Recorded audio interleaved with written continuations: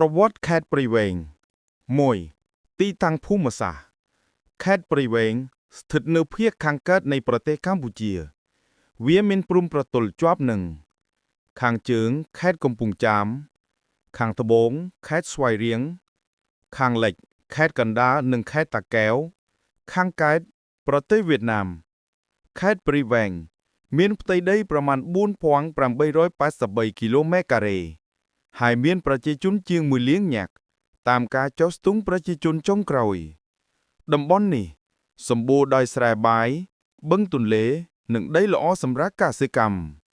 2ប្រវត្តិសាស្ត្រចាស់ៗតាមរឿងរ៉ាវប្រវត្តិសាស្ត្រខេត្តព្រៃវែង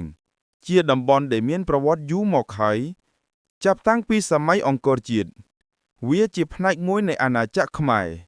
ដែលជាផ្នែកសំខាន់សម្រាប់ផលិតផលកសិកម្មនិងជាទីតាំងយុទ្ធសាស្ត្រសម្រាប់ការពារសត្រូវពីភៀសកើតពាក្យថាព្រៃវែងមានន័យថាព្រៃធំឬព្រៃវែងឆ្ងាយដែលបញ្ជាក់ថាតំបន់នេះមុនសពថ្ងៃគឺជាតំបន់ព្រៃពេញទៅដោយសត្វព្រៃនិងធម្មជាតិដ៏សម្បូរបែប3សម័យអាណានិគមបារាំងនៅសម័យបារាំង1863ដល់1953ខេត្តព្រៃវែងជាតំបន់សកម្មសម្រាប់ផលិតស្រូវនិងជាទីក្រុងសំខាន់មួយក្នុងបណ្ដាខេត្តភាគកណ្ដាលនៃទន្លេមេគង្គបារាំងបានសាងសង់ផ្លូវនិងស្ពានជាច្រើនដើម្បីភ្ជាប់ព្រៃវែងទៅនឹងភ្នំពេញ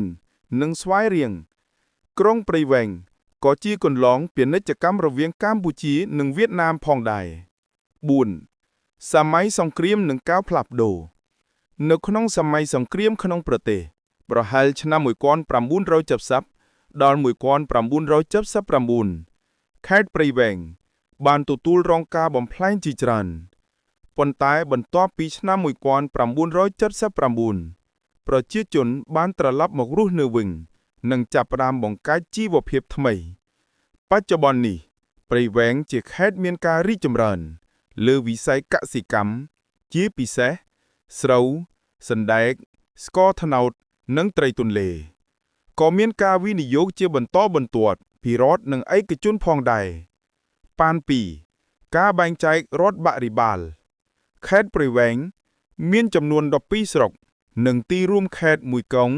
រួមមានក្រុងព្រៃវែងស្រុកបាធាយស្រុកកំចាយម៉ាស្រុកកំពង់ត្របែកស្រុកមេសាងស្រុកពានជរស្រុកពោរៀងស្រុកព្រះស្ដេចស្រុកព្រះស្ដេចចាក់ស្រុកព្រះស្ដេចជ្រៃស្រុកព្រះស្ដេចបារាំងស្រុកស្វាយអន្តរាស្រុកព្រះស្ដេចជើងក្រោមការបែងចែកអាចមានការផ្លាស់ប្ដូរតាមរដ្ឋបរិបាលថ្មីសេដ្ឋកិច្ចនិងធនធានធម្មជាតិសេដ្ឋកិច្ចសំខាន់របស់ខេត្តព្រៃវែងគឺកសិកម្មប្រជាជនភាគច្រើនជាកសិករដាំស្រូវធូរត្រីនិងចិញ្ចឹមសត្វខេត្តនេះក៏មានប្រព័ន្ធទឹកធម្មជាតិដ៏សម្បូរដូចជាទន្លេមេគង្គបឹងច័ន្ទឬបឹងព្រៃវែង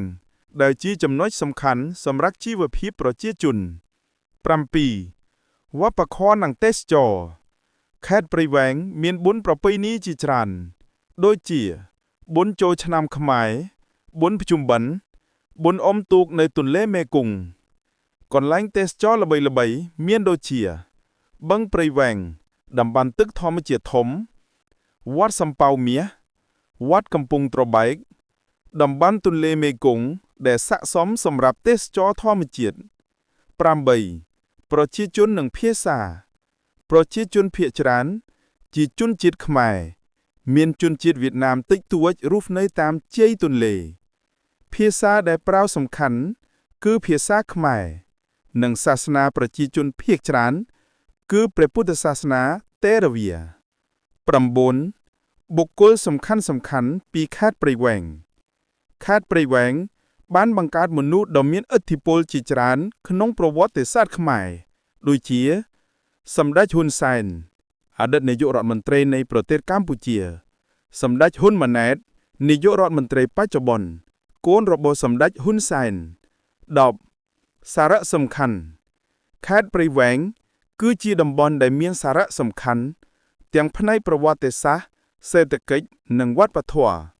វាគឺជាបេះដូងកសិកម្មនៃតំបន់កណ្ដាលកើតរបស់ប្រទេសកម្ពុជាសូមអរគុណដែលបានស្ដាប់កម្មវិធីនេះ